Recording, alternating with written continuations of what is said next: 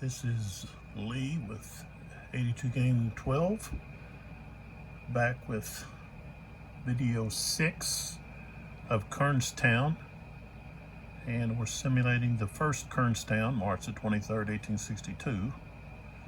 And this is the American Civil War, Volume 4 in the Blind Sword System by Revolution Games. And of course this is the record track. Kind of moved everything off of it. Now I got to put everything back on it. We're at the 3 o'clock turn. We've got, let's see, the 14th Indiana Regiment under Kimball is on the available track of the broken box. And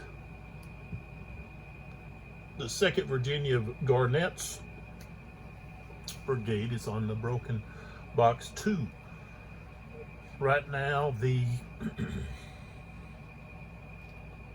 Union have a 10-point lead. That's not counting the casualties. The Union have lost 2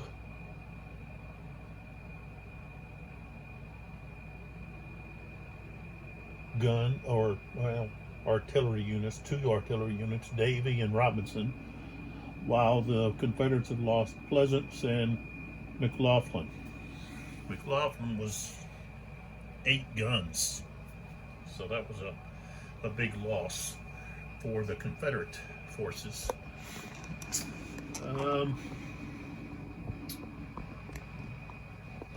We're ready to start here. We've got, of course, we're just jumping right into it. I've done a little bit of clipping. This is my counter clipping device. Pretty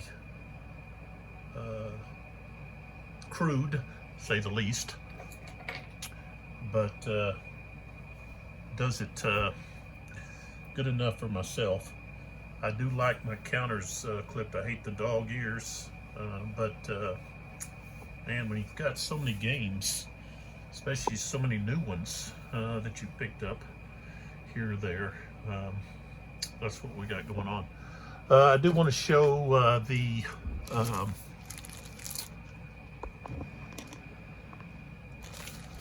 this came in the mail just recently. This is the newest volume, volume 8, Perryville, called Grand Havoc, October the 8th, 1862, Revolution Games. I don't know that much about this battle at all, and this is going to be I guess maybe this is the first one that's not a Rick Barber map. So whenever I get to this one, we'll pull it out and take a look at it. I believe it's going to look somewhat different from Rick Barber's. This to me looks like it's probably computer generated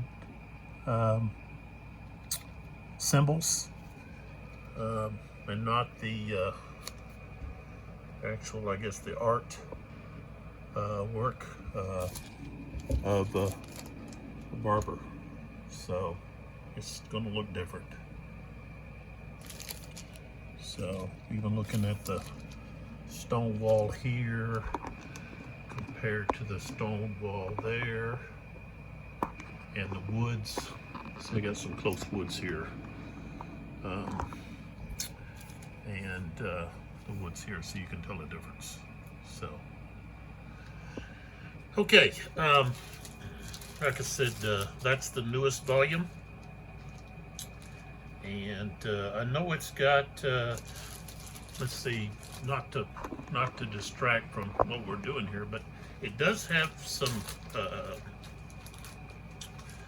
additions, new details. One thing is the brigade activation display, which is neat. So you're going to get these displays. This is the Confederate, of course, and so it shows like the left wing and you know who's under each wing. So you got Polk there, right wing Hardy. So you got Cheatham and his brigades, Anderson's brigades, Buckner's, and so forth. So same thing with the Union, and they're split up in their corps. And then you have the Buell alert track here at the bottom for this. But I thought these were neat. So that's just something that's added to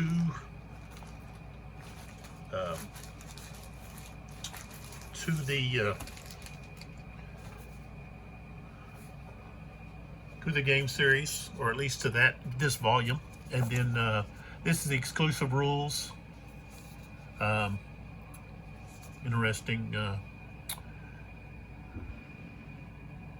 picture here. It says Perryville Battlefield State Historical Site, John Cleveland. That's probably from a photograph, and maybe they've done a drawing of the photograph, it looks like much like in the book that I showed a couple of videos ago. But here we have the designer is Jeff Grossman. Okay, the developer is Roger Miller. He's been involved in quite a few. Art, we've got Edmund Hudson. He's taken over the map chores. Charles Keebler, Mark Mahaffey, and then we have rules and charts with Richard Hanwith. He's returned for doing the charts. So that just gives you some information about the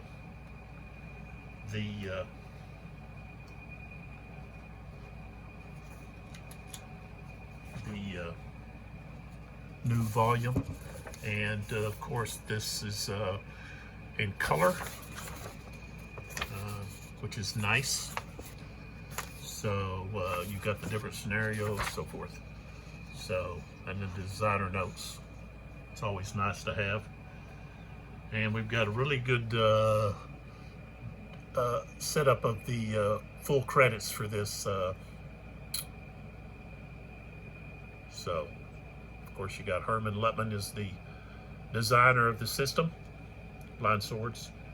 So, go check them out. Revolution Games. And it says revolutiongames.us. So, I'll have to look at my phone to see. I think I've been going to revolutiongames.com, but it's revolutiongames.us. I need to change that. I know I said that last video, so it's not .com but .us. So go check them out. And of course, then let's see, we've got the rule book. Let's see if it's any. I don't think there was any difference in that. I think the rule book is going to look the same as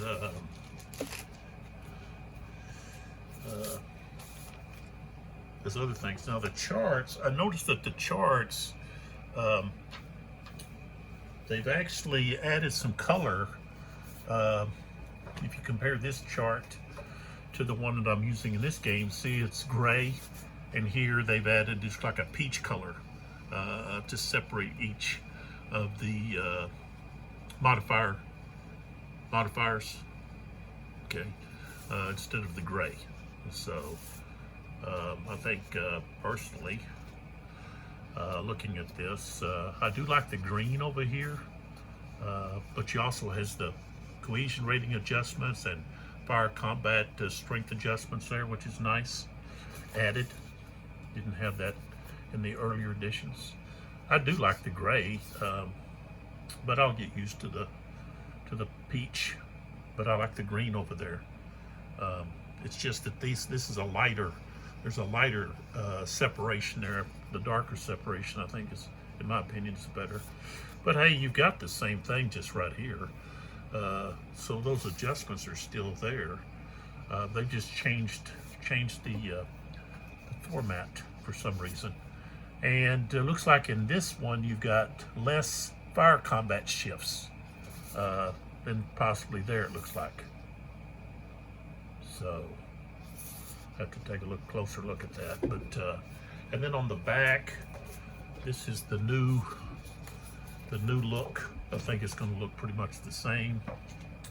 Of course, this is going to match the graphics on the map, the terrain key. Okay, so you can see this looks the same. Okay, except for, you know, of course, the terrain key is going to look a little different because we have a different map person. So, okay. So that's that. Let's see, I think there was some errata in here. Yeah, very rare. This is what I love about this system, is the errata. There's not, you don't have errata. That means that they haven't made mistakes. They've done a super job proofreading, play testing, and so forth. But here we find that there is some errata here. So very rare. Surprised that when I saw that, I was surprised.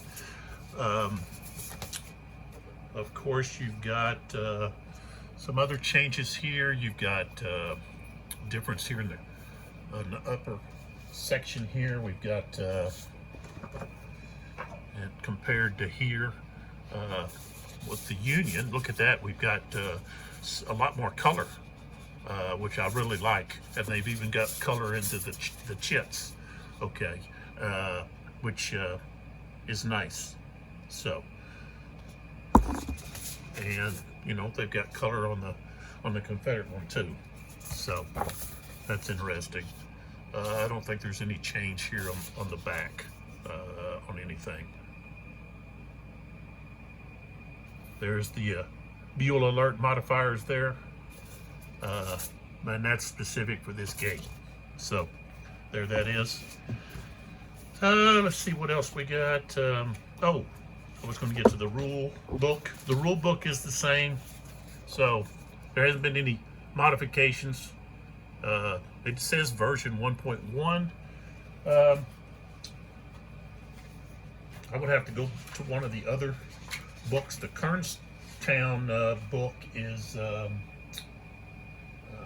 it's different because it's got both. Of course, it's got both of the rules and the scenario exclusive rules all combined. Okay, and there's not any color in this book, so there's not going to be any color in this rule book either. Okay, so this hasn't changed. This is the same as it's been for quite a few volumes. So, and let's see here, the broken track. As you can see, there's quite a few turns there. A victory track has added the other level here for the 10s. So, and you've got a little bit more room for eliminated units. So, and that's it. So, let me slide all this back in. But I just wanted to, I guess, advertise that for Revolution Games. I get the Ziploc because it's cheaper, but also because what I do is as I've showed in a previous video, I just like to combine several of the games, and I put them into a plastic container here that just holds dice. But as you can see, I've got Longstreet Attacks and Stonewall Sword in here. Also, I have Kernstown will go in this one, and then I've got another one here that's got Let's see, it's got thunder in the Ozarks, and oh, this day was ours. Okay. Plus, it'll have Perryville, Grand Havoc will go in there too. So, um, just set that over to the side. That's just what I do, and of course, you know, I combine the in the games that are in there. I combine the morale hits and the skirmisher orders, and also the low ammo markers. I just combine them in one of these little plastic boxes. I got these at Michael's. Get them for $1, and they've even got some smaller ones. You can get 3 of them for $1. Good for holding dice. A lot of different things. I could actually put dice and put the dice in there instead of using an old medicine bottle, but there you go. Okay, enough talk there. Let's get to the game. Spent 16 minutes, but hey, that was I think beneficial to you, the viewers, and just the newest volume in the series. So, you know, I think the only one, let's see, I don't have Thunder. There's another one with Thunder in the name. Thunder, can't think what it is now.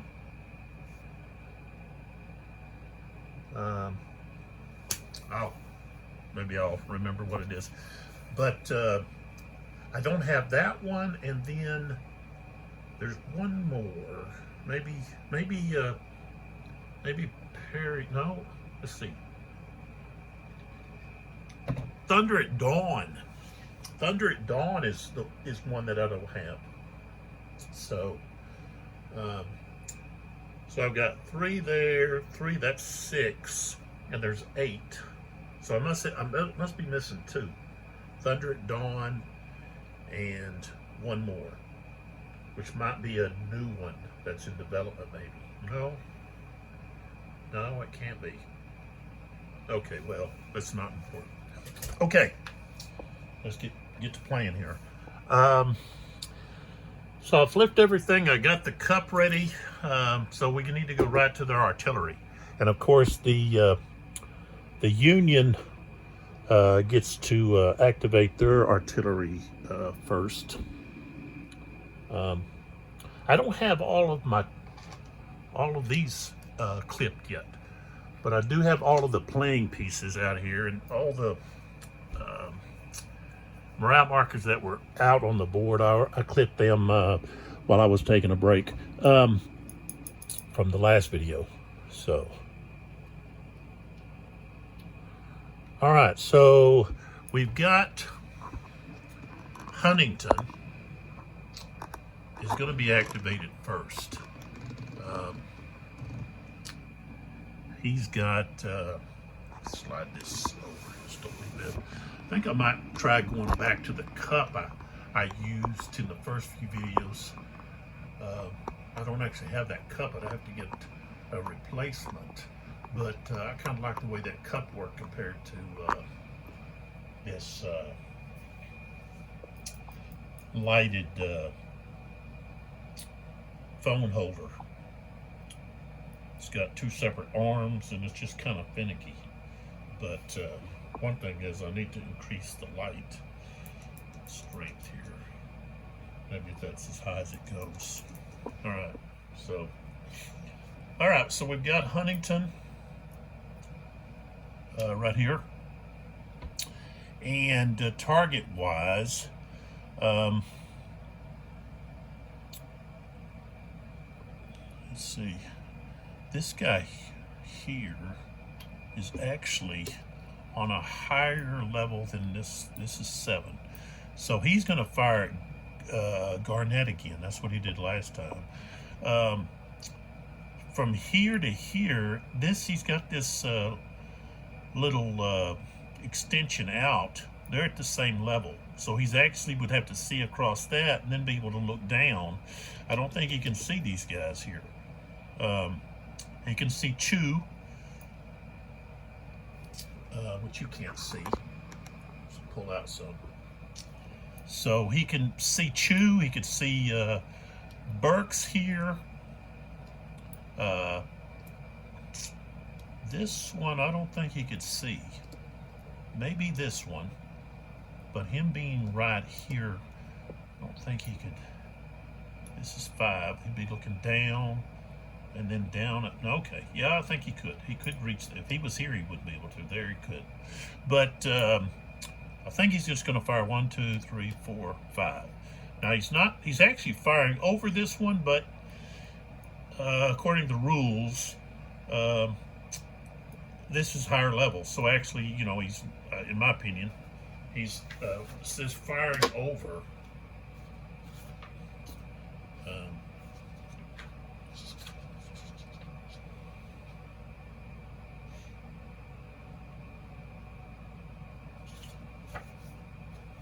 I really haven't had any obscured firing.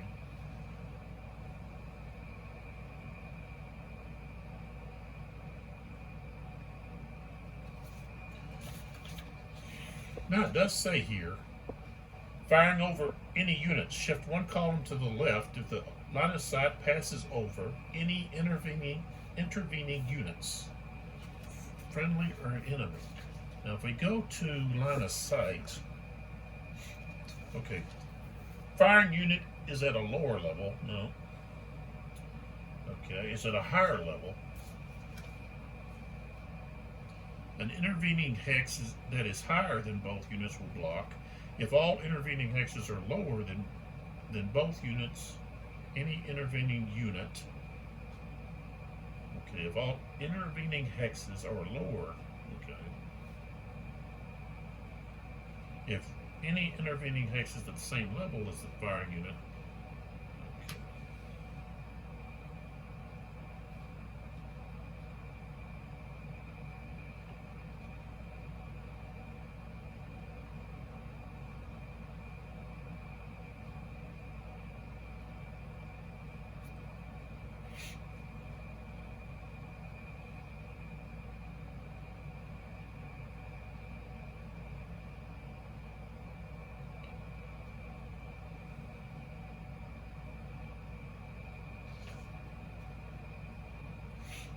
So yeah, he's at a higher level, so that's not that's not obscuring or firing over. I could be wrong in that, but that's the way I'm playing it until I convince myself otherwise, or maybe somebody points it out to me. So that might be a debate. Could have a debate on that. But since he's at the same level as the firer, and this is at a higher level, we're not actually firing over that unit, in my opinion. We are firing over, but we're not firing over in the respect that we're having to arch our fire, and he's at a same level over here. That would be different. So, okay, so the range is 1, 2, 3, 4, 5. And hold on a second. He can't fire at him because this is a higher level here, so he's obscured. He can't be seen. So okay, he can't be seen. So really, I don't think these guys can be seen. He's gonna have to fire if he fires at anybody. He's gonna have to fire down here at Chew or Burks. This guy's lower. He's higher, so he'd see over him.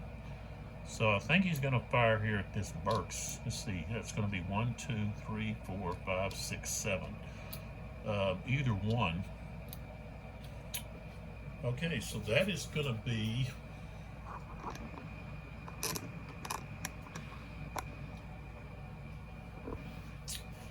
I said that's 7.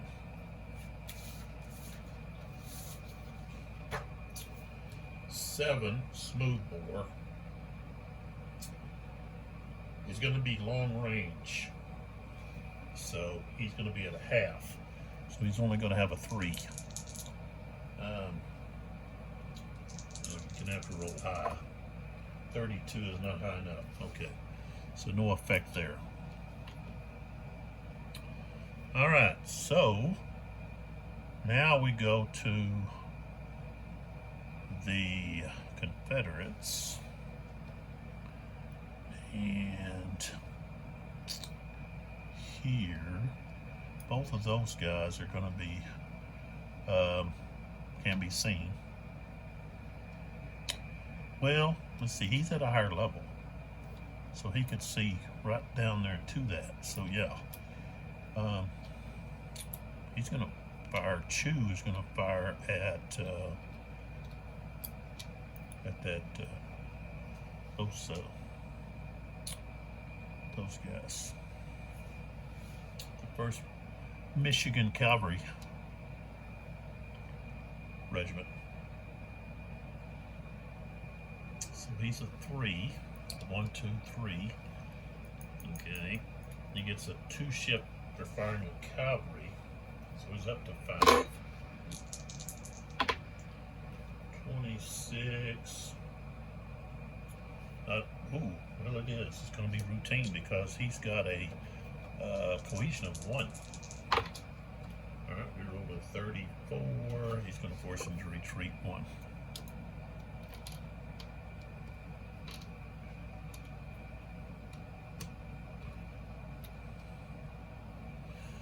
There.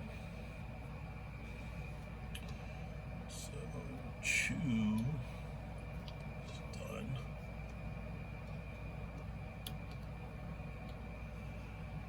Okay, up here,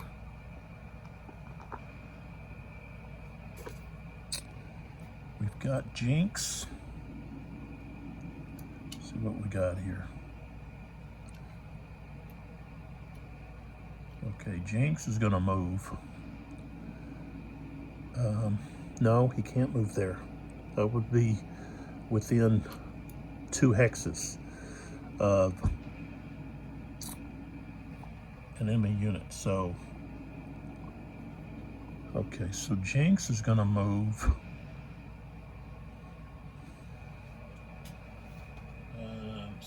6, right? We've got a movement of 6. So 1, 2, 3, 4, 5, 6. So he moved to there.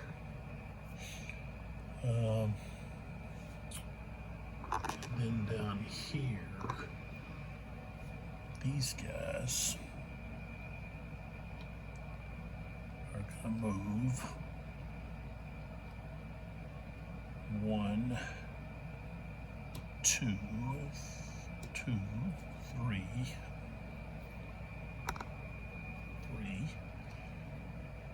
4, 5, 6.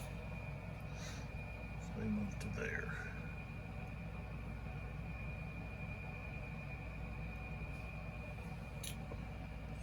Clark wants to try to rebuild, so I'm not going to move him.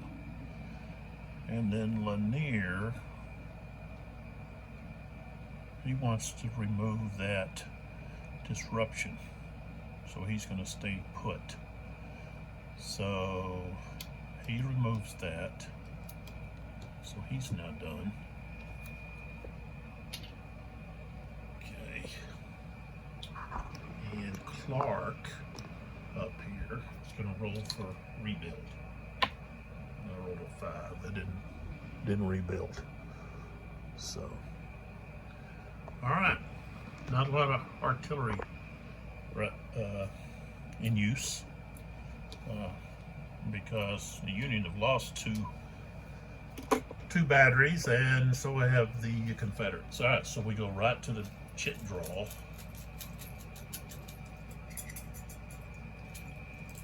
And the first one out is CSA low ammo. That's non-effective. Doesn't apply. And we have Sullivan. So we've got Sullivan there, and He's got limited activation. So,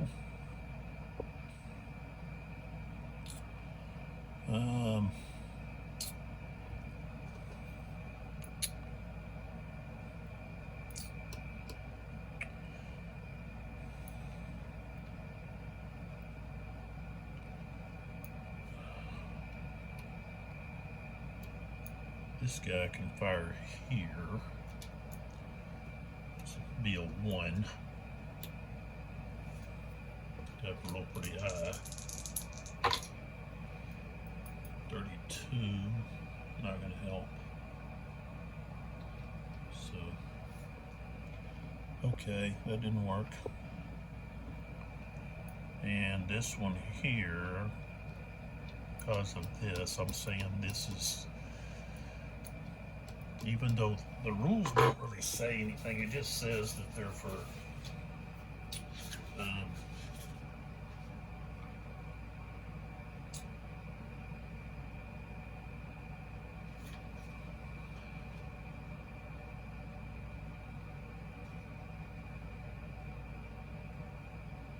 it says the buildings shown on the map are drawn bigger than they were and they have no game effects.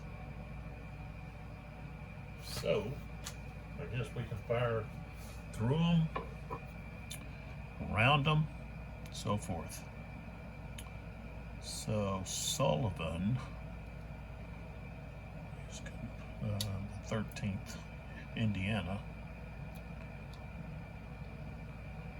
This would be only 2, so that way he would fire at 5. So he's going to fire with a strength of 5. 42 at 5. No effect. They've got a cohesion of 4, and he's supported because he's got another regiment with him. So. All right, so that's all that Sullivan can do. Sullivan is done. Flip Sullivan over. All right, we've got Rebel Yell. We're going to save that. Now we got Fulkerson right there. Rolled a 3. All right, so Fulkerson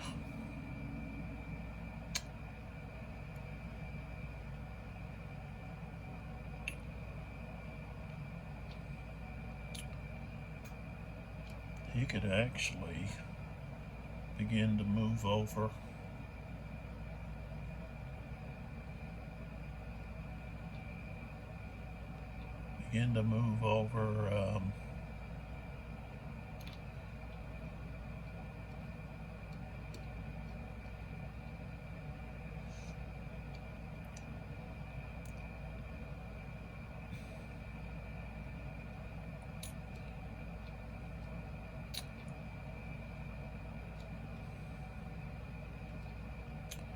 Can't do a rebuild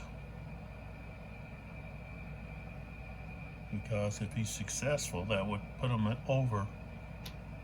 So I think you just end up, what you do if you do that, then you just end up, you know, moving off. I'm sure that's addressed on the rebuild.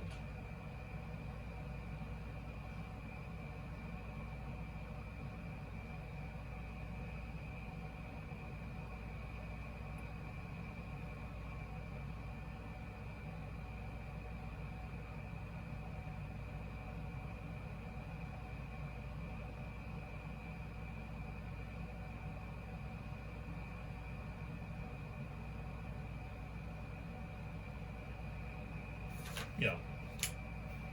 So I could do a rebuild.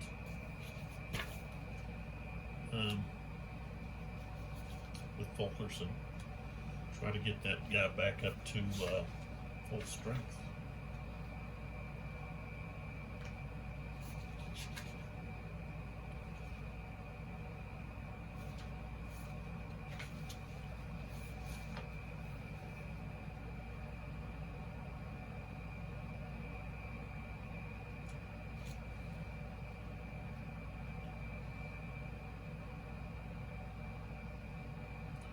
but it's got to be at least 3 hexes away from any enemy unit. So we're not 3 hexes away. So let's move. Let's do a maneuver. That would give us 6 movement points. And we go up this road. 1.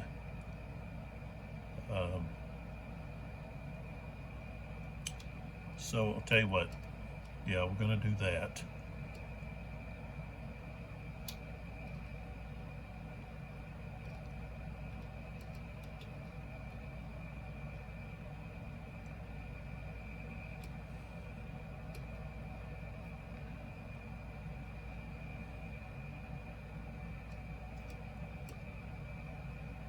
So yeah, put him right there.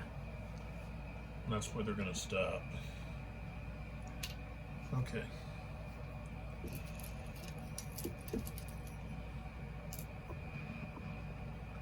Alright, we got a firefight.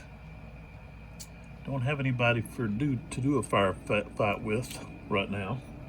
We will. Okay. The Union, we just drew the command confusion. Save for later. Confident. That'll be used later. Alright, we got Jackson is pulled. So they're immediately going to want to do the command confusion with Jackson. So I need to decide who. Well, I could do. I could try to do a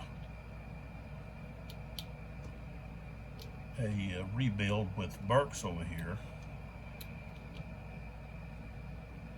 Tell you what I'm going to do is I'm going to try to do a maneuver with Burks. Okay, so I got command confusion. And so now we would roll. And it's a 4. So we have an attack. The activated brigade is under attack order. So they've got to do an attack.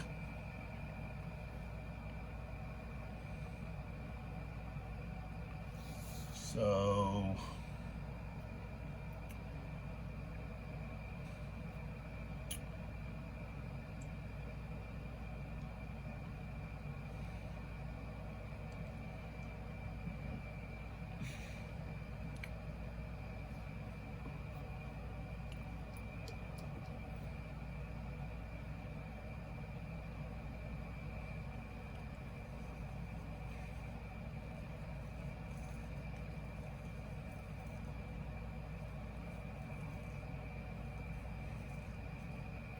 all right, I'll do an attack.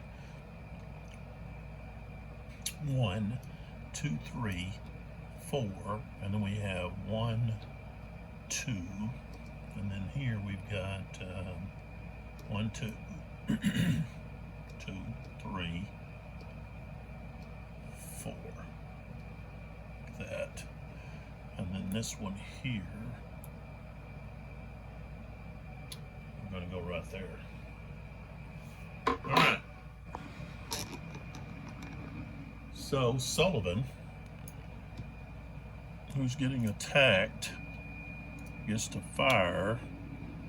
And let's go with the bigger one, 42nd Virginians. So we were 11. 42.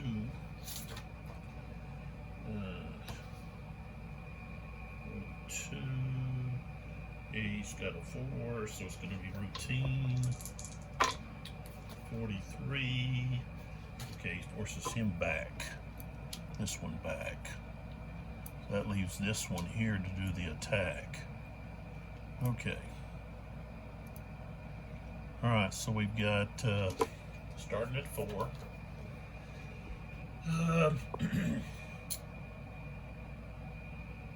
I'd say that's 3 to 1. So he goes 1, 2, 3, he goes to 1. And he's got, of course, he gets the right shift due to the cohesion. And he gets the smooth bore, so he's at a 3. 46. that guy's at what, a 3? So it's going to go to a close fight. 63. Okay, so it's going to deplete. Depletion of the Union unit, the 13th Indiana, and a retreat of that one. So there we go. All right. So that's all of those 2 chits. Okay, the next chit is Burks. So basically Burks is going again, possibly. Depends on what he rolls here. Rolled a 4, so he's got limited. All right, so limited, this one is going to fire at that cavalry unit. Range of 2, so he's at 25%. So that's a 1. But it's cavalry. So it goes up to 3. 25 is not enough. Okay. So that's all Burks can do. So Burks is flipped.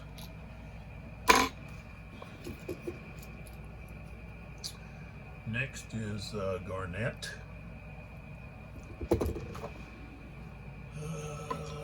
Rolled a 5, so Garnett has a full activation.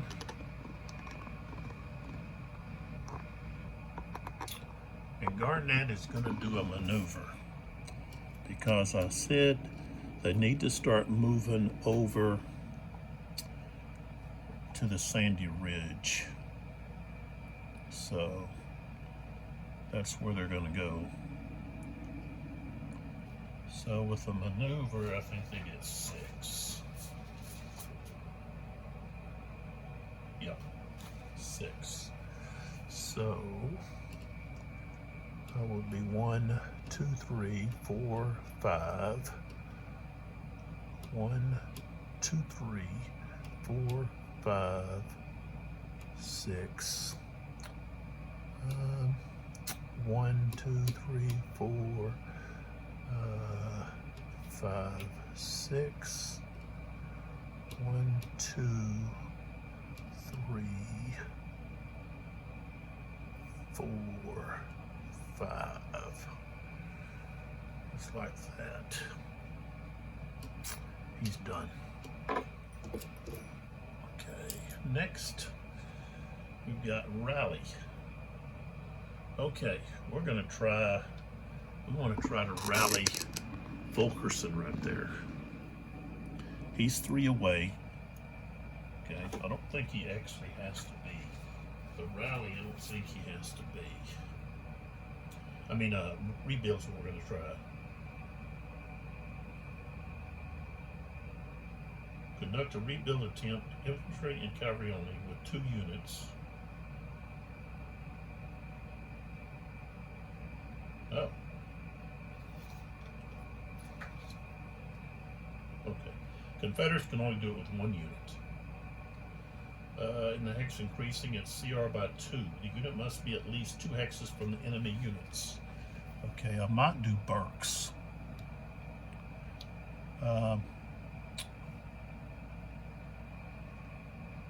So I could do a rebuild, or I could remove his disruption markers.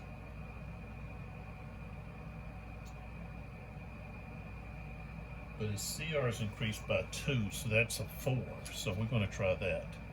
I rolled a 1, so he gets flipped back over, which is good news for the Confederates. All right, so it's the rally. Okay, brigade reserve movement. Yeah, we want to do that. They want to actually move Kimball over here.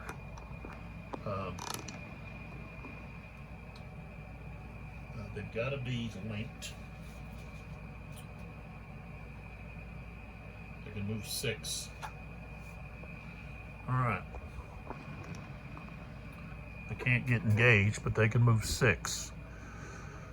1, 2, 3, 4, 5. I'm gonna go right there.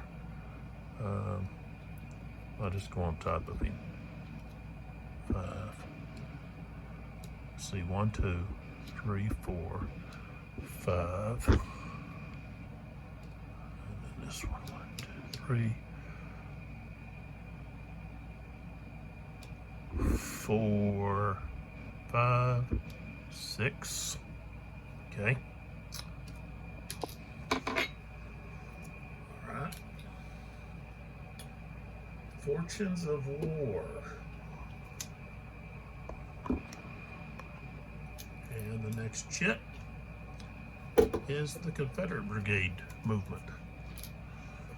So, okay, we got Broadhead.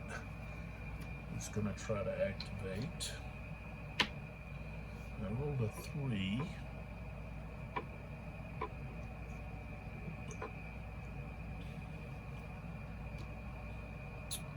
So he can activate.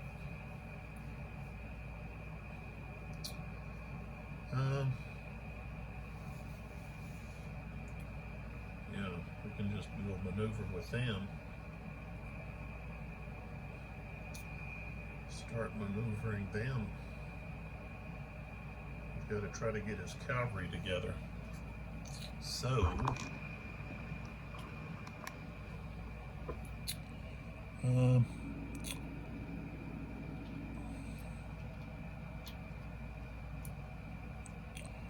this one here, shaken.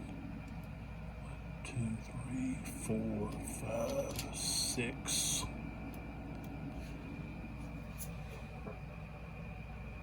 6.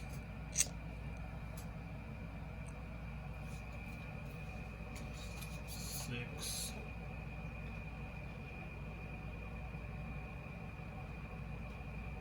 6. 7. So we've got, see, up a slope is 2. 1, 2, 3, 4, 5, 6, 7, 8, 9. 1, 2, 3, 4, 5, 6, 7, 8, 9. 1, 2, 3, 4, 5, 6, 7, 8, 9. There we go. Okay. So Broadhead is done. Now we got Tyler. Okay. He gets a full activation. What does he want to do?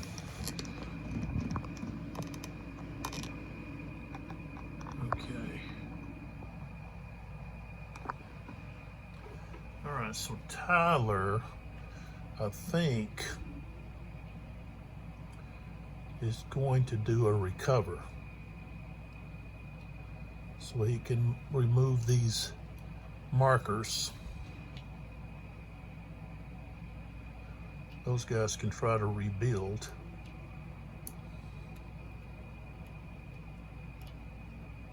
Move that one. Okay. And of course, these two are going to try to recover, rebuild. Okay, they're both at 3 or less. 6, nope. Other one got a 5, so neither one of those were successful. Trying to rebuild. Okay. All right, so Tyler's done.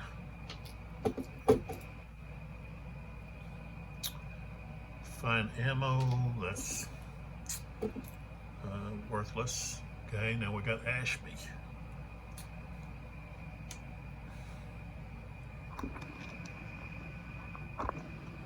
See what Ashby's able to do. He gets a limited activation, so basically nothing. Okay. I didn't flip Tyler over, I didn't flip Broadhead over, I didn't flip no, Ashby's over. Okay. Fog of War. This is the Confederates rolling. And we rolled a 1. It's the same on either one. Battlefield Chaos. Okay, so we need to put that on somebody. Let's see. Garnett's already. I've already used him. Fulkerson's the only one I haven't. Kimball. Let's put it on the big guy over there. So when he's pulled, he can't do anything. And we pull Kimball. So Kimball. They get a full activation? No. Limited activation. Which means they're in a position they can't fire at any of these guys at the lower level. So Kimball is flipped over. Next we got Confederate Fatigue.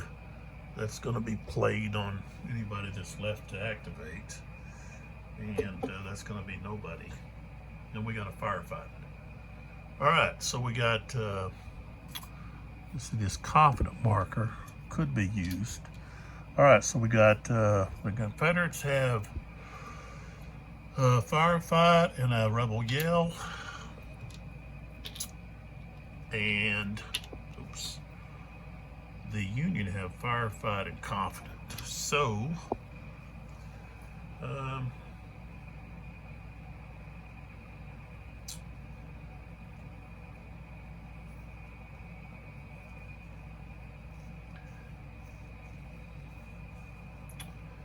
all right, so we're gonna have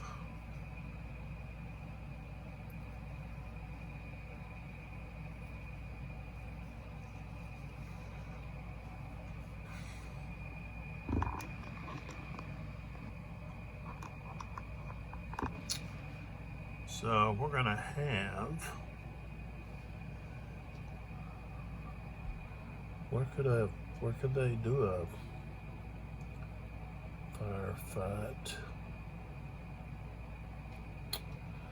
This guy could fire here.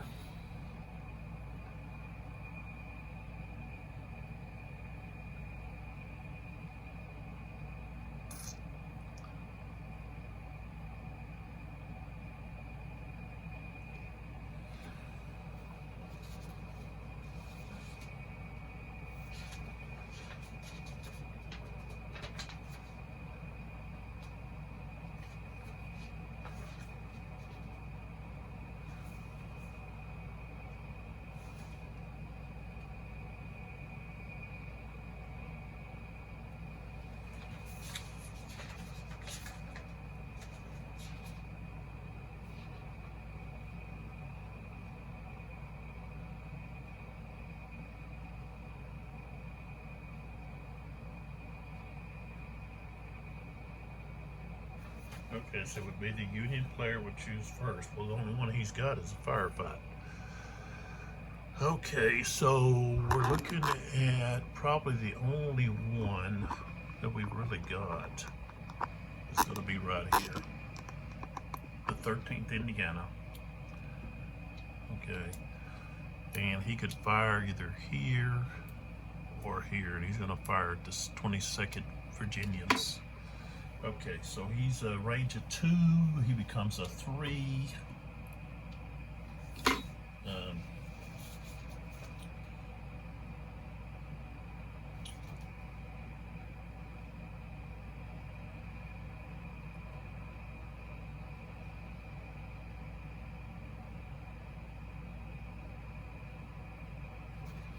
Okay, so that's a 3. Oh, we rolled a 65.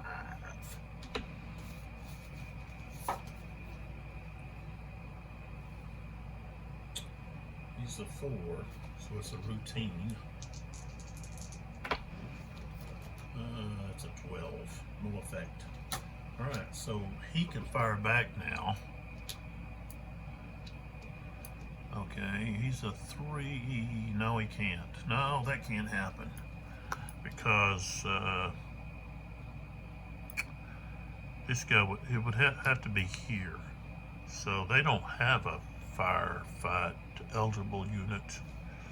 So, yeah. This guy's at a lower level. So, okay. He didn't get the firefight, so it's gone. Okay, so we're going to do a Rebel Yell. And I think I'm going to do the Rebel Yell up here at against Kimball's unit. We're going to have Garnett.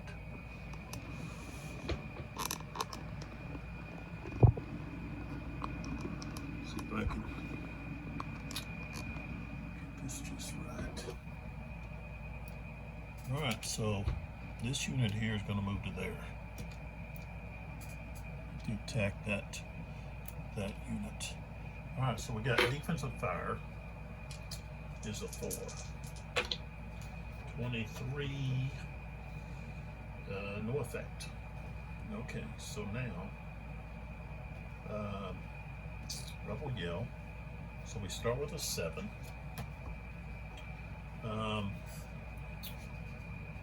It's 7 to 4. It's going to be 3 to 2, so it becomes 8, 9. Cohesion level's higher, 10, 11. He's going up a slope.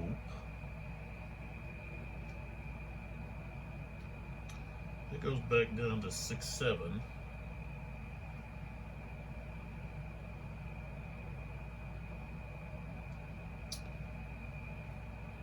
50% are smooth bore.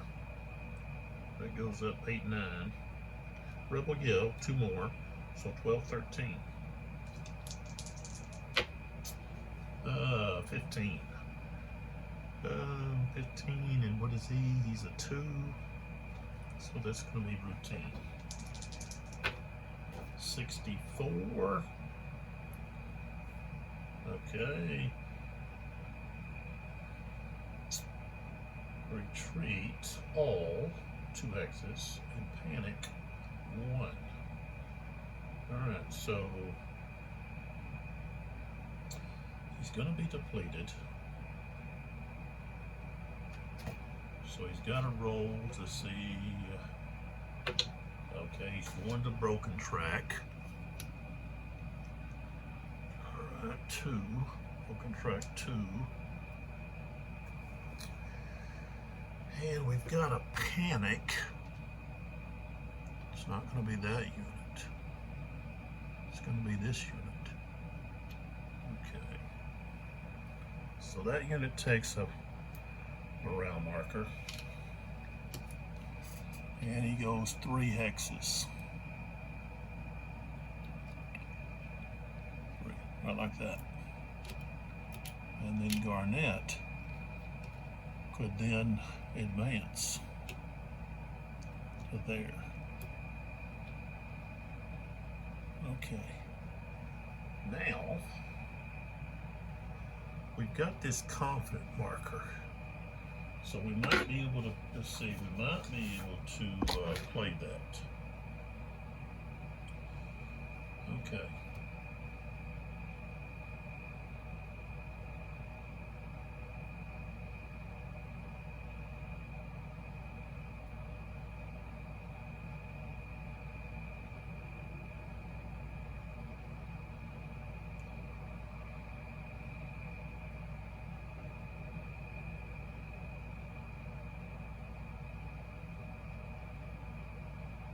Okay, well, it's still in effect because he lost. So, okay, so now that was the Rebel Yell. Now we can play that firefight.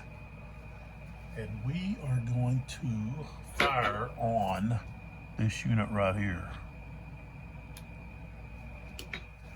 Alright. So we got a 7. Rolled a 62. 7, 62, and he's a 3. He's actually a 2 now, so that's going to be tough. 53, He's going to deplete and retreat to.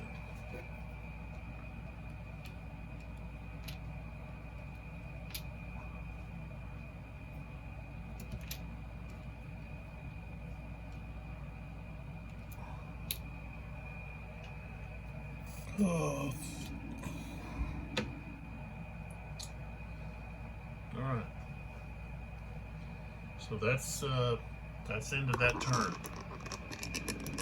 We've used all the chits. This is the situation we're looking at.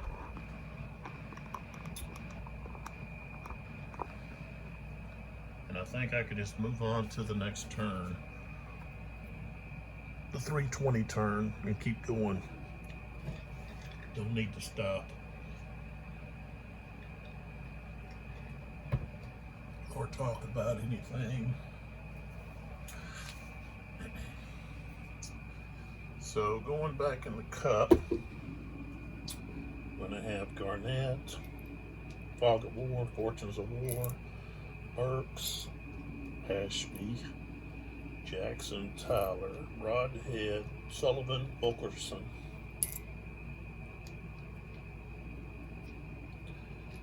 Okay.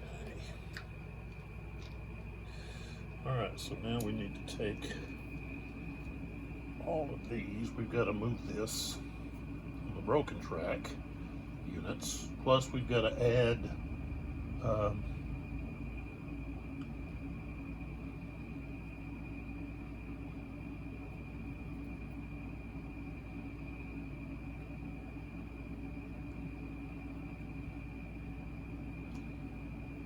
the 3 victory points for the Union having control of Pritchard's Hill.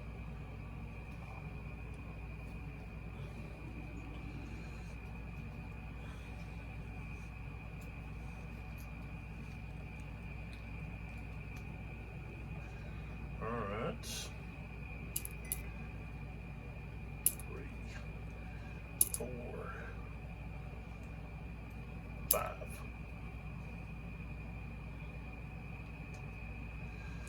All right. Take the Union chits, mix them up.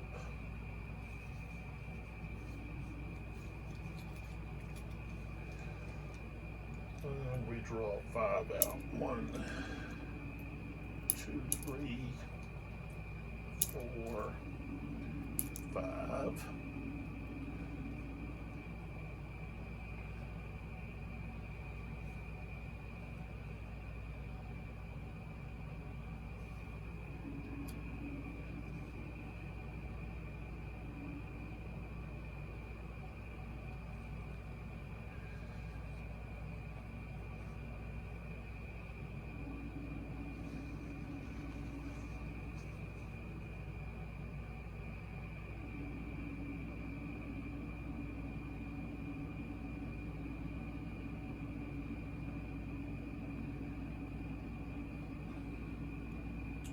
Okay, that's ready.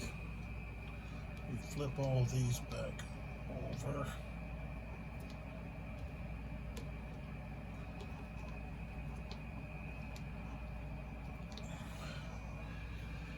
And we turn the artillery pieces back around.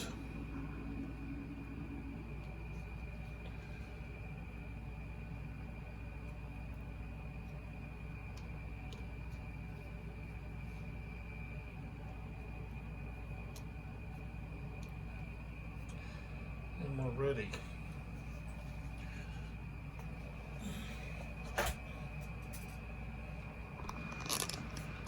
Okay, so we're at the 320 turn, and we got Union artillery phase. So we've got this artillery unit that needs to move. So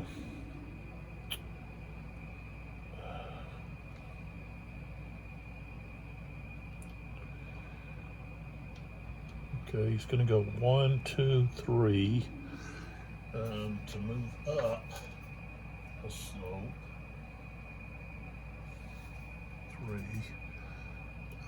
4, 5, 6. That's as far as he can go. All right.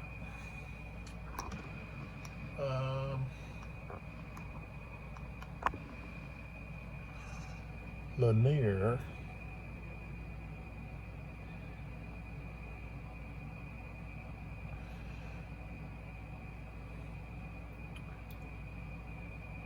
He's gonna move. So he can go 1, 2, 3, 4.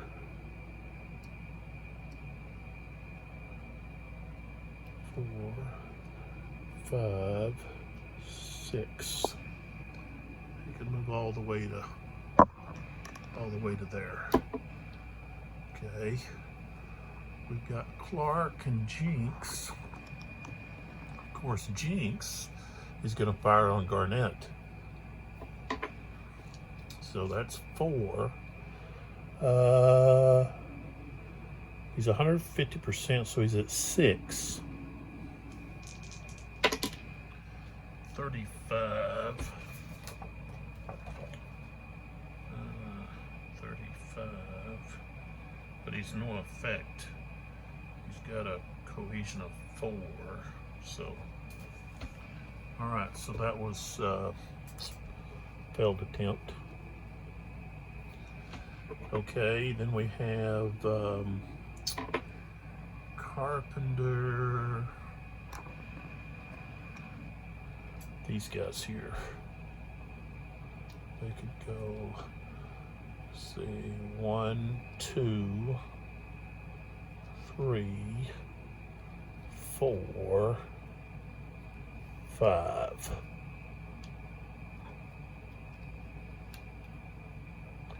They went to right there. Okay. Now you have Clark.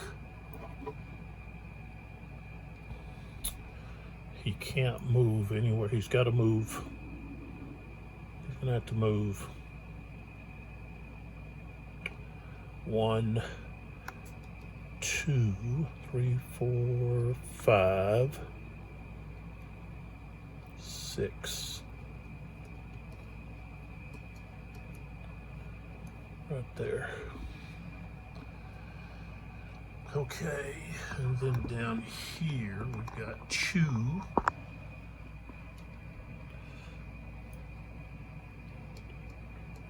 Six. Think about next.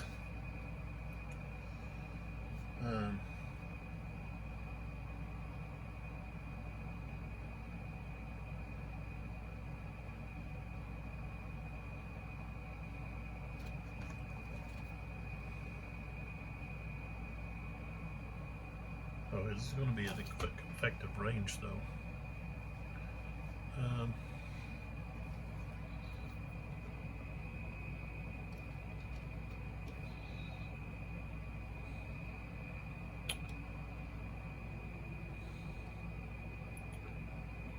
1, 2.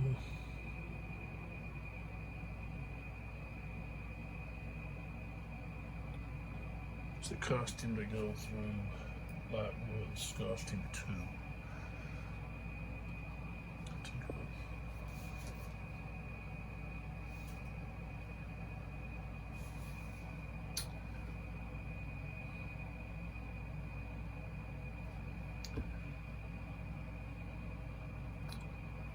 One, 2, 3, 4, 5, 6. Oops. So he goes to there. And that's it. Okay.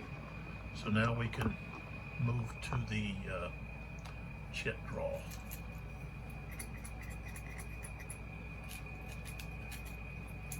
And we pull out Kimball. Kimball gets pulled out.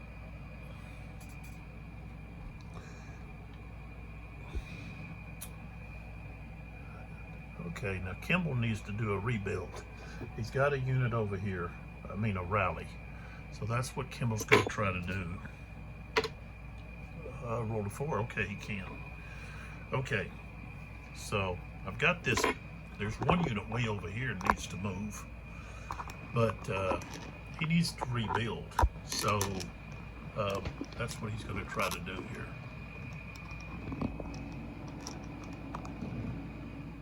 Okay. All right, so let's see, this unit here, he's shaken, so we're going to remove that for him. All right. And then over here we've got, he's actually got 2 on the broken track. One's available, one's not going to be available till next turn. So he's a 3. I rolled a 5, so he doesn't get to come back.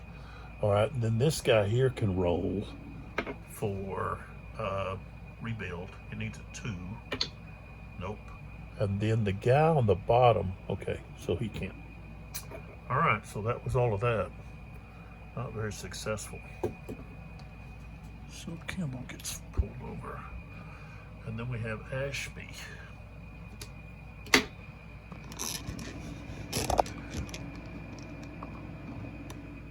Here's Ashby.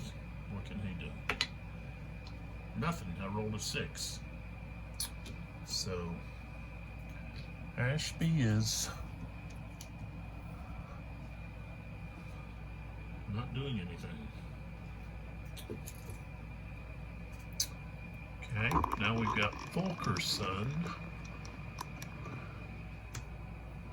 What's he gonna do? He rolled a 4.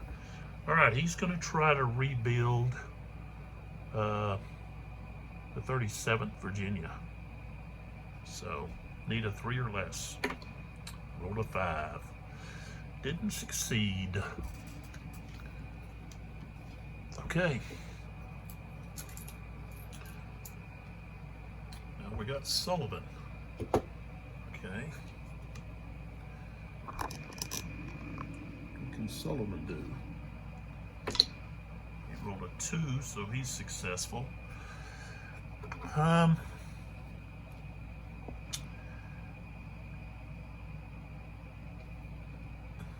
guess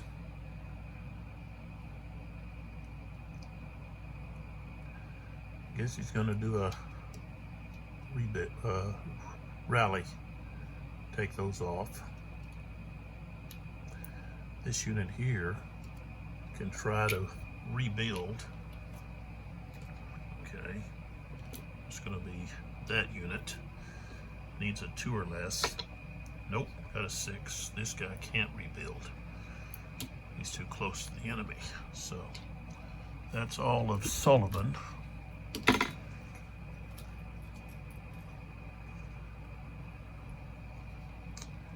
And we have Firefight.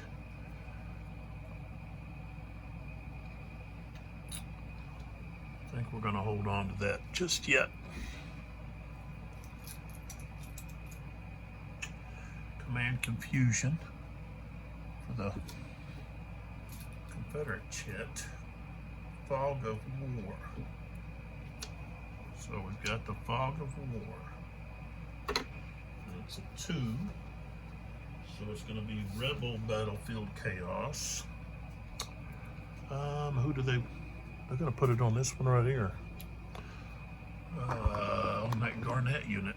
So we can't do anything against that artillery unit. So, Burks. Burks is up. What's Burks going to do? Rolled a 6, so all he can do is limited activation, which is fire, and he doesn't have any targets. Can't fire at this guy. This guy's too far away, so he's just not activated. What's happened when you got okay, Union has a heroic stand. Command Confusion for the Union. Okay, so we've got Tyler. Tyler's right there. Okay. Okay, he can activate. And he's gonna do a maneuver. Not close enough to really attack anybody. He could attack Fulkerson, but I don't think so. But of course, the Confederacy is going to invoke the command confusion. Roll a 4. There's the attack order, so he's got to look to see. He's got to go for an attack.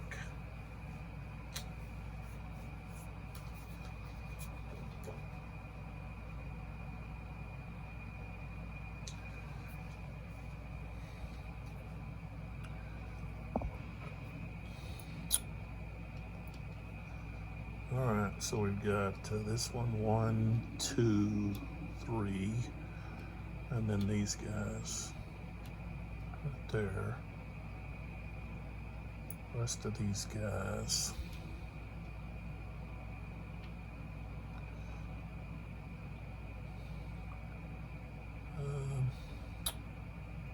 One, 2, 3,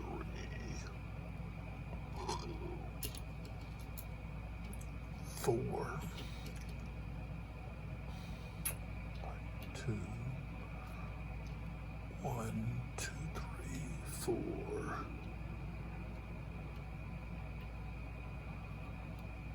1, 2, 3, 4. 1, 2, 3, 4.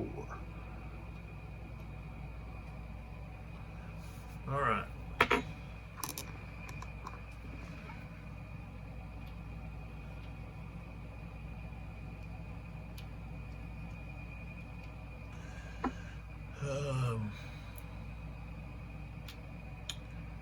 Those are the 2 units attacking. And 23rd Virginia is defensive fire, and he's going to do defensive fire against the 7th Indiana B. So he's got 4. 46 against 4, so that's going to be routine. 36. Morale hit, and he's going to retreat 2. So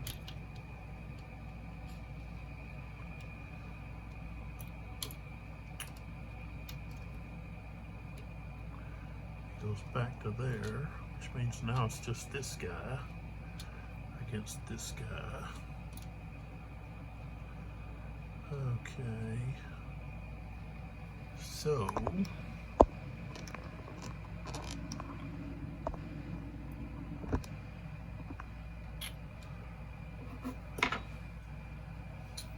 it's going to be at 3.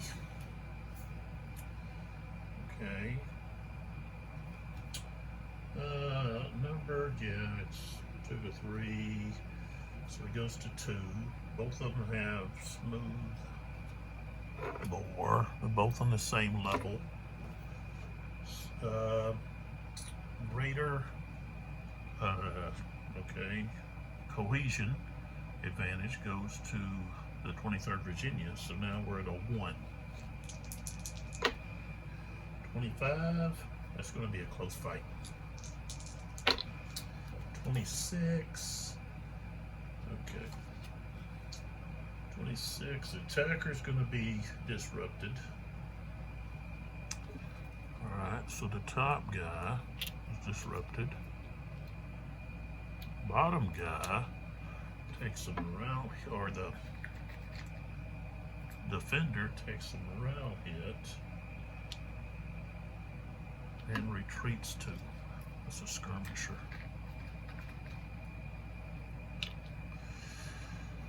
So he retreats 2.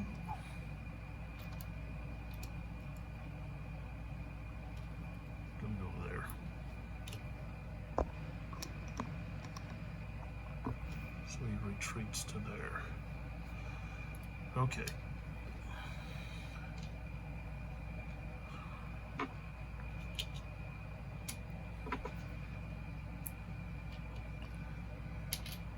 Tyler's flipped over. Next, firefight. We don't have a firefight yet. Firefight can't be artillery, it's just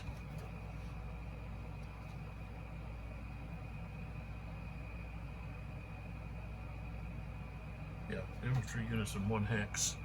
So we're going to hold on to that. Okay, it's Garnett. And of course they're going to play the command confusion on Garnett, possibly if he activates. Yes, he does. So command confusion to maneuver order. That's what he was going to do anyways, probably. Of course, this unit can't do anything. Rest of them can. So, 1, 2, 3, 4. That's as far as he can go. 1, 2, 3. No. They get 6. 4, 5. Of course, let's see, that's 1, 2, 3, 4, 5, 6. Yeah. Okay. 1, 2, 3, 4, 5. And then 1, 2, 3, 4, 5, 6. No, he wants to go here. So, all right, so those are done. Flip Garnett over. So that's all of the Confederate activation. These dudes. Good ground.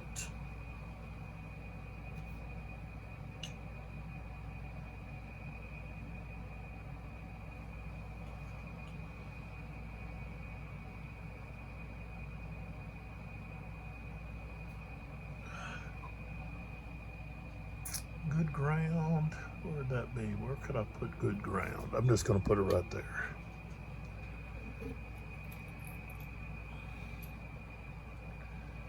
Fog of war.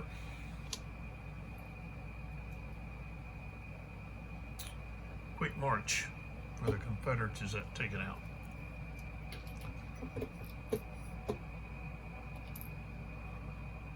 Rally. Now,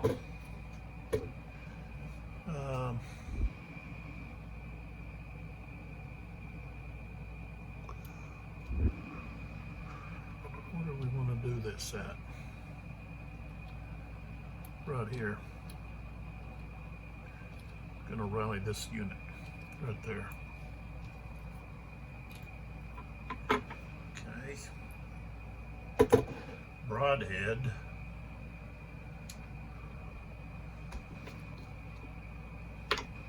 Okay, he's activated.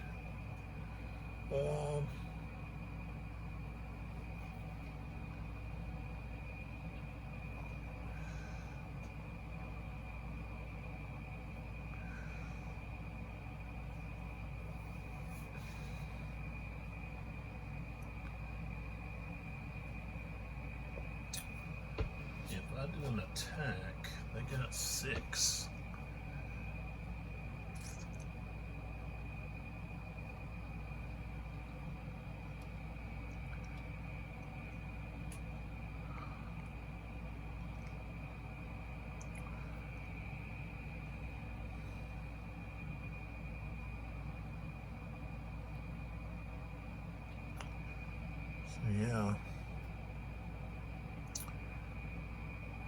Yeah, I think we're going to attack this Fulkerson unit right here, 37th Virginia. So we're going to go 1, 2, 3, 4, 5. Okay. I'm gonna go 1, 2, 3, 4, 5, 6, and 2, 3 right there.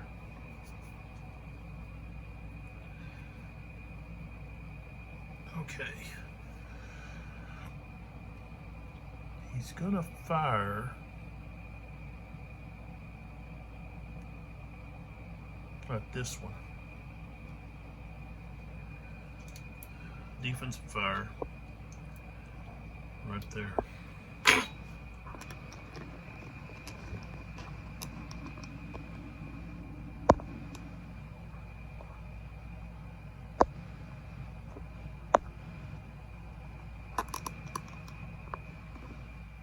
All right, so we've got 4, 52.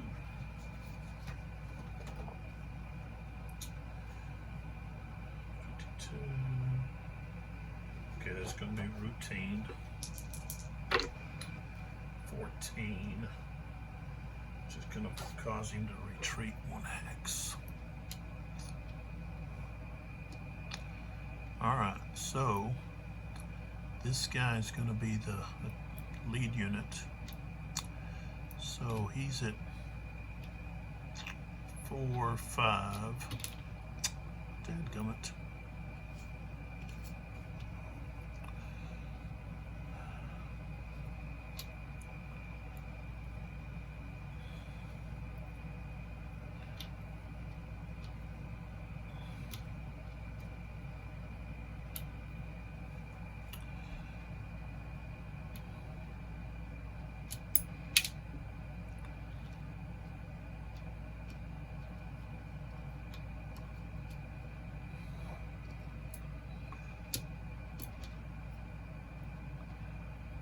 This guy is only 3. Okay, so he starts at 5.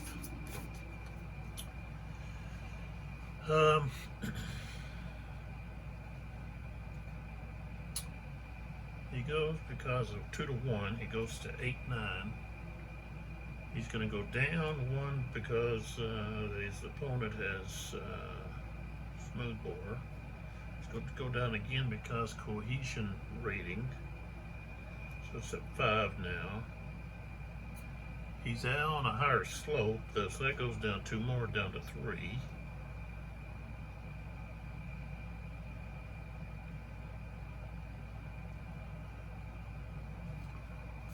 So, down to 3.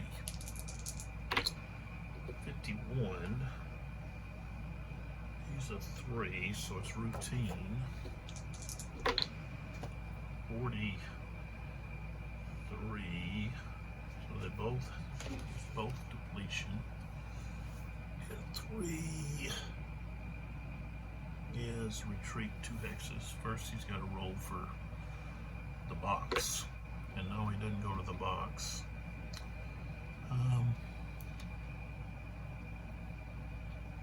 This one's depleted.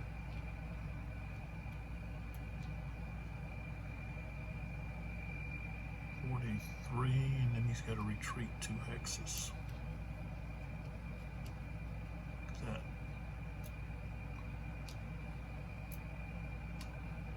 They could actually move in there, but they're not. Okay.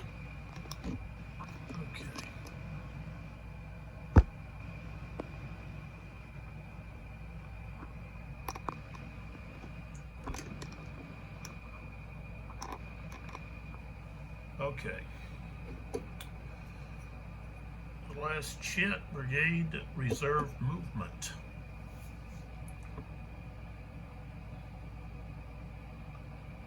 So I can move Fulkerson. And I will. Okay. 1, 2, 3, 4. 1, 2, 3, 4. I'm going to move to there.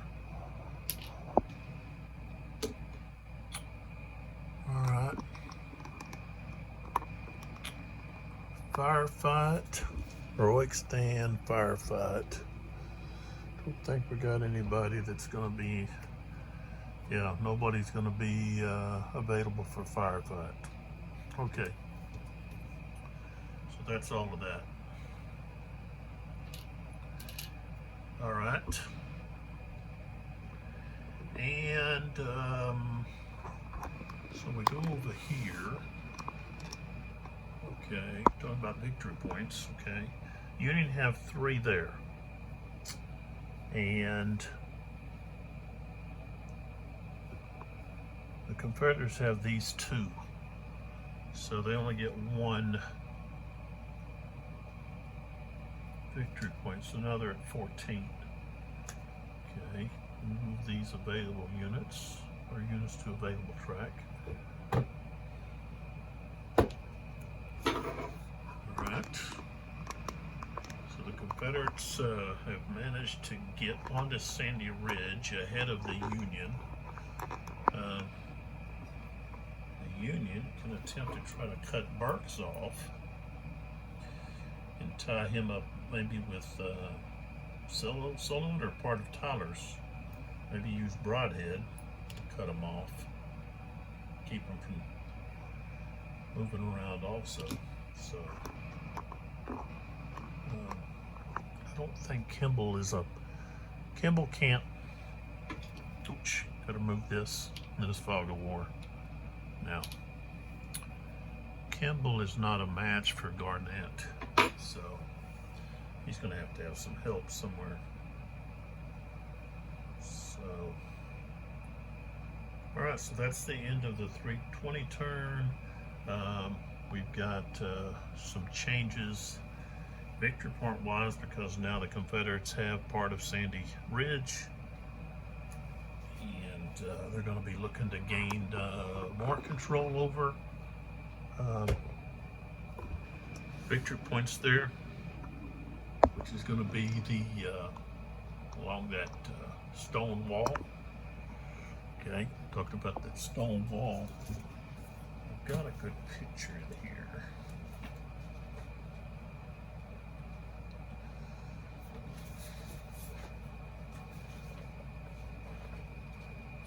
The Kernstown. Look it up. No, I can't look it up. That's why I had that.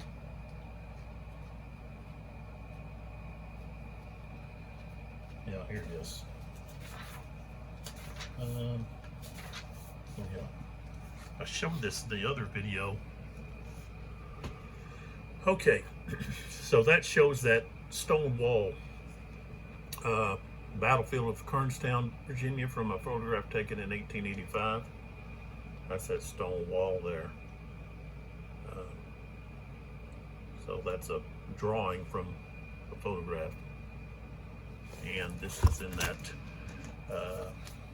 North Antietam Battles and Leaders. Okay, this is Castle Publishing.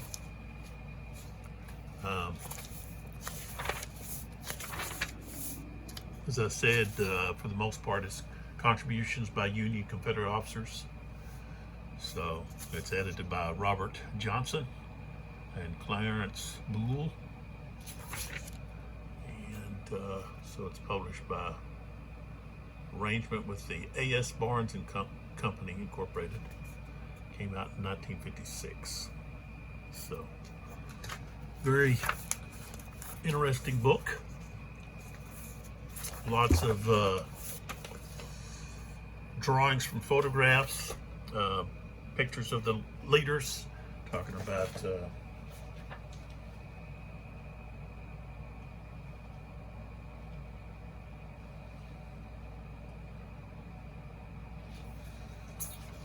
we've got here we've got Brigadier General Frederick W. Lander, and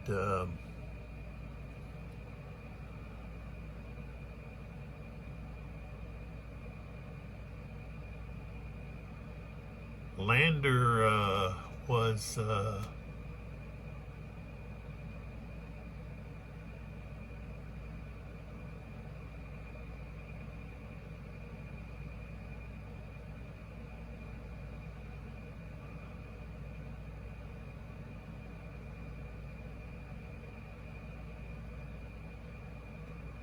actually the commander before Shields, but he died on the 2nd of March from exposure and hardships during the winter campaign. And so Shields then arrived, and then Shields is going to be wounded in a skirmish with Ashby's cavalry. Might have been Ashby himself that wounded Shields. I don't recall. But Shields is injured, wounded, and so he's not able to take part. Here's a picture of Shields, and then I think we get a picture of Kimball. Yeah, right here. Look at the beards. They had some beards, didn't they?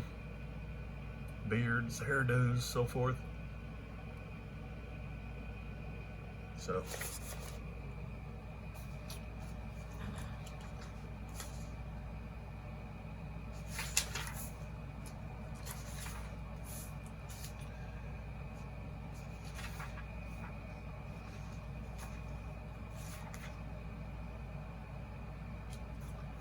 we've actually got it broken down. They've got this all broken down where you've got the Confederate forces here. So you got the Army of Northern Virginia under Robert E. Lee. You got Jackson's command here. You know, it says what's in his command. You know, of course. Then you've got back here. You've got this is for the 7 Days battle. This is the Union forces, okay, under McClellan. You know, and they're all broken down. So we get to any of the 7 Days battles, then we've got that to look at. But I think we've got this for all of them. There's probably this information here supplied. But there's so much information in this book. Interesting information, not just the pictures and the maps and the battle diagrams, but also, you know, like I said, this is all coming from the people involved themselves. So fantastic reading if you're a history buff, a Civil War buff. Just fantastic. So okay, so we're going to be next video will be starting with the 340 turn. This game is broken into 20. Each turn is 20 minutes instead of the 30 that you find in some of the other volumes. So that's some things that change. The terrain, time between turns, movement, all of that changes or can change from volume to volume. So I appreciate your support, those that subscribe. I appreciate the likes. Comments are welcome. We can discuss comments about line of sight and other issues. We can talk about the new Perryville game, Volume 8. Comparison maybe on the map. Whatever you want to talk about. You want to throw something out there. Criticism. Hey, I was a coach, teacher for 15 years, so criticism is something that I understand. I know how to deal with it. It's no big issue with me. Can't please everyone. And if you're doing your job right, you're gonna make people mad. But you know, I'm not trying to make people mad. I'm just hoping you enjoy the videos. But I mean, hey, if you got a criticism or you see something, hey, I appreciate people pointing out rules that I've missed or that I'm maybe something I'm doing wrong. that happens. Let's get it right so that someone watching the video, I can turn these guys around now. Somebody watching the video to know how to play,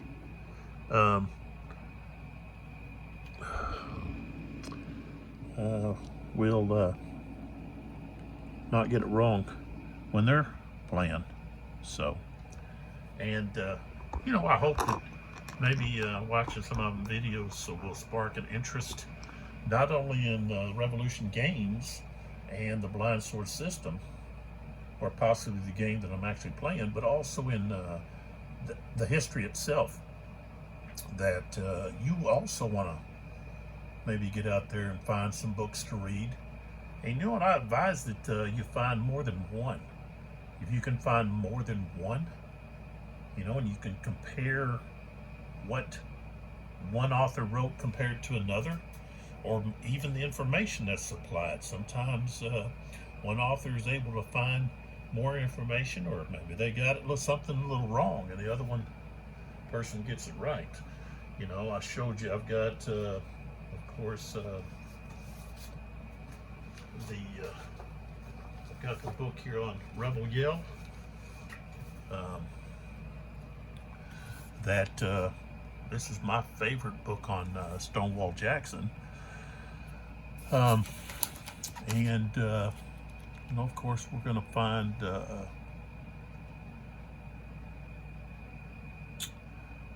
information here about Kernstown.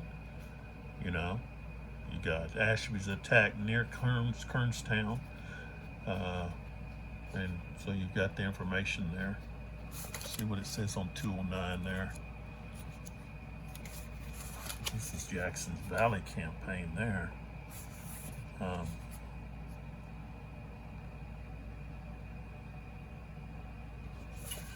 Yeah, here's it talking about, oh, right here is where we got the information about what happened at Shields. So, okay, Ashby, greatly outnumbered, fell back 6 miles to Newtown. Though he had done little damage to men or material, one of his shell fragments had managed to strike Brigadier General Shields in the chest and shoulder. He fainted several times and was carried from the field. So, it was Ashby. Okay.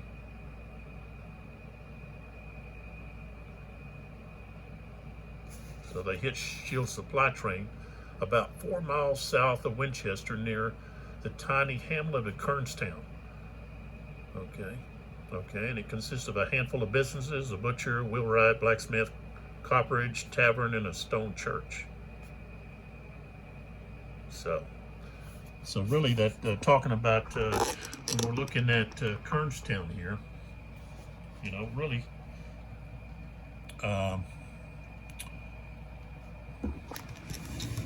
when the rules say, well, its bigger size is bigger than drawn bigger than actual, that's about right then. So there we find out what happened to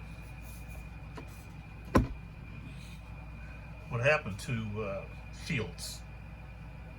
So he's wounded there in a skirmish around his supply train and taken from the field. That's when Kimball has to take over.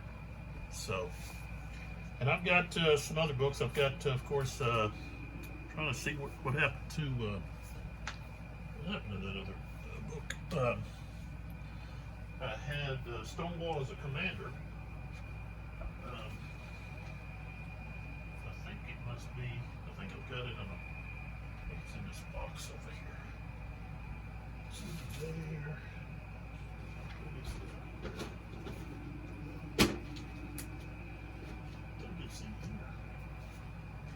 Something else.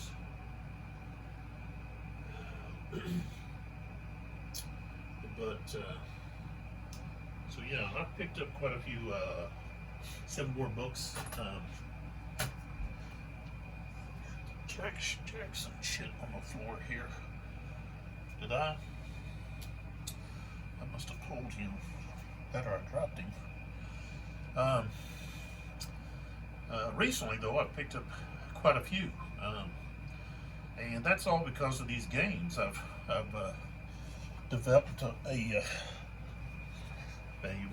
recent interest in reading more about the Civil War.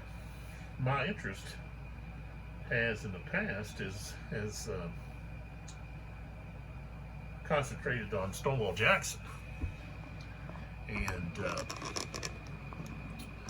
so now it's broadened because of playing these games, and so I've got, of course, like I said, 6 volumes of this. I've recently at a game store, Game HQ in Oklahoma City, I picked up some Civil War games on the used section. So here we got across 5 Aprils, featuring Bull Run, Pea Ridge, Shallow, Gettysburg, and Bentonville. So, and this is a Victory Games, copyright 1992. Okay, and I got it for $15. And it's also a brigade system. I was trying to determine the hex size compared to this, but I don't remember that I got that. I think it's 200 yards maybe per hex. Let's see if I can find that real quick.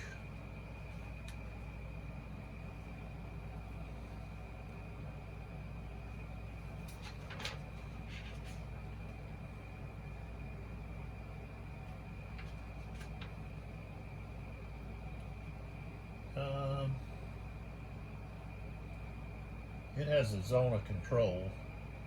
It's an old, zone of control feature, and I think it's only, your combat is only, you don't get fire combat and also close combat. It's just combat. Of course, you have artillery bombardment. And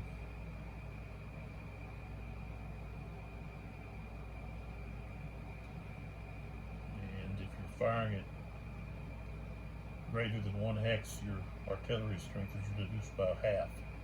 So it must be, I don't know if I could actually see where the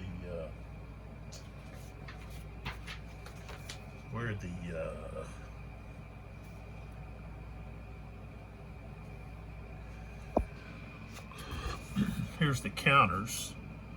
Okay, so they've got an attack strength, a defense strength, and the movements there. Okay, and then a morale rating. Okay, plus is better. Okay, if you have a negative, that's bad. But here it says each strength point is equal to 400 infantrymen or cavalrymen. So if this has it says defense strength, so a defense strength of 3, that strength is going to be 1,200 men.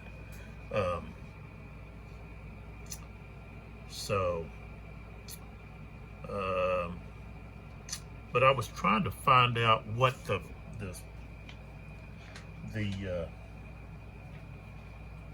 size of the hexes, and I don't know if I ever found. I don't know if I found that.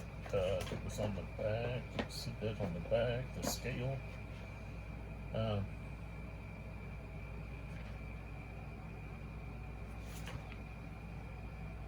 Sometimes it does. Yeah. Okay, so the map scale, there it is. I'll just show it to you. Okay, so time scale is 45 to 90 minutes. I think the night turns are 90 minutes. Regular turns are 45. Brigade, 300 yards. Okay, so you're looking at roughly, there's 2 hexes for every one in Cross 5 Aprils. So that's that one. And then I picked up two of the gamers. We've got Thunder at the Crossroads, which is the Battle of Gettysburg, and this is the 2nd edition. So this designer was David Powell. Series designer is Dean Essig. This came out in 1993, and as I said, this is the 2nd volume, 2nd edition. So there's their counters. If you're familiar with the Brigade, Civil War Brigade series, then okay, so here we've got unit scale is brigades, turn length is 30 minutes, and hex scale is 200 yards. So it's a little, hexes are going to cover a little, so the scale is pulled out just slightly. You're looking at about 60 more yards per hex in the Civil War Brigade series. Okay, now there's a lot more complication. This is a lot more complicated game. It doesn't say that here. It says medium, but I would put this up above the high, not the very high, but high. It's not. I don't think it's medium. Solitaire suitability might be a little lower, but that's just my opinion. And then I got that one for $20, and I got this one for $20. Malvern Hill, Battles of 7 Days, Volume 3. Okay, and again, this one came out in 1999. And the back, it didn't even have a thing on the back. So the maps are a little bit easier to look at with this one. Not very many counters, though, if I recall. That, or maybe I'm missing some. I'll have to check that out.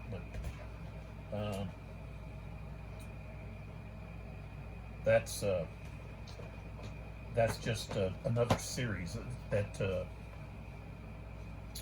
I enjoy, the Brigade series. We'll put these over here, under there. Across the 5 Aprils I haven't played, so, but like I said, that's a little extended out. You're looking at 300 yards, and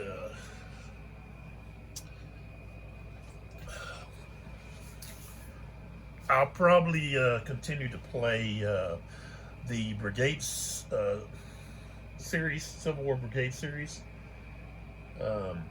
from the gamers. That's actually transmorged or transformed into Line of Battle. Those games are so extremely expensive. This is a much economical purchase here, and very enjoyable. Like I said, it's a smooth system. There's not really a lot of rule looking up. I mean, I do, because I've got so many rules that I've looked at recently, but normally you wouldn't need to really look too much at the rules. You're just looking at the charts. You're not concerned about facing. So there's not a lot of complicated going-ons. You're just focused on the tactics, and trying to deal with the chaos of the chip pull system that you have, so I consider this blind sword system a very fun system to play. It's enjoyable. For me, I consider it easy. I've been playing these games since the mid-70s, I would say. I got hooked early on, And just when I was younger, there's not too many game stores around here where I live. So, but I was able to pick some up here and there. And it wasn't until I became an adult that I really was able to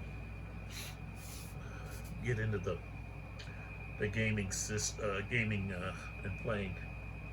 But of course, I didn't do videos back then. But I didn't have a lot of time to play when I was teaching and coaching. I tied up all my time. So now that I'm not doing that any longer, I've got so much more time to do this hobby and enjoy it, and make the videos.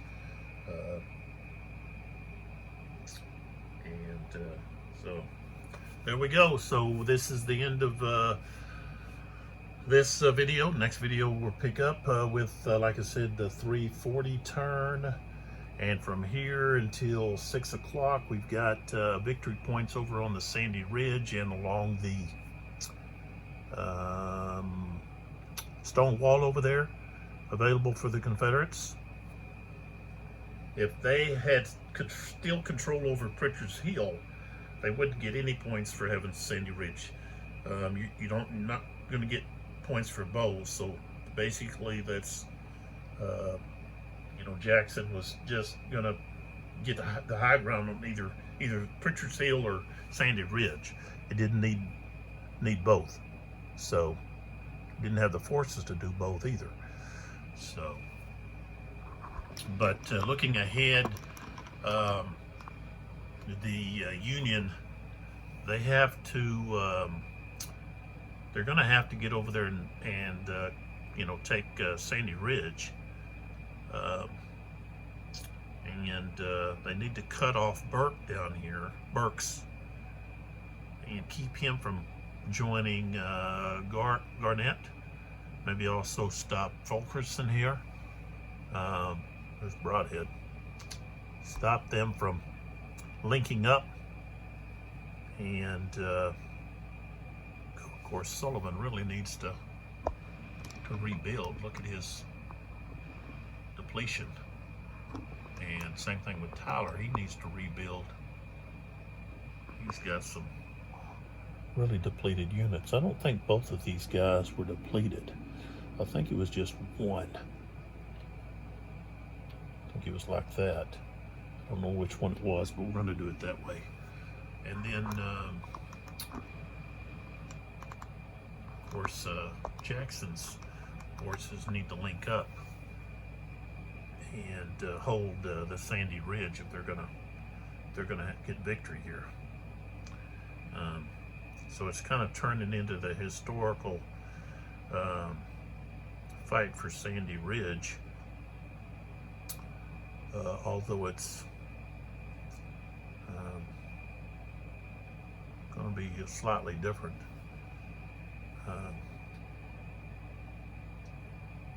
But still, the Union can't just let them get over there and get that bonus of 20 points for holding 4 of those objectives. So they don't necessarily have to take Sandy Ridge, but they're going to have to get over there to either take, or at least take 3 of these objective hexes here away from the Confederates. Right now they control these just because the Confederates haven't got over there to them, but they're in a position to easily get to them now, and then have control of those. So that's going to put a lot of pressure on them. More than likely, Tyler's going to have to come off of Pritchard's Hill and move westward to take. He's going to have to move over to try to repel Garnett off of Sandy Ridge, and let Sullivan move up to take and hold Pritchard's Hill, maybe with the help of Broadhead there.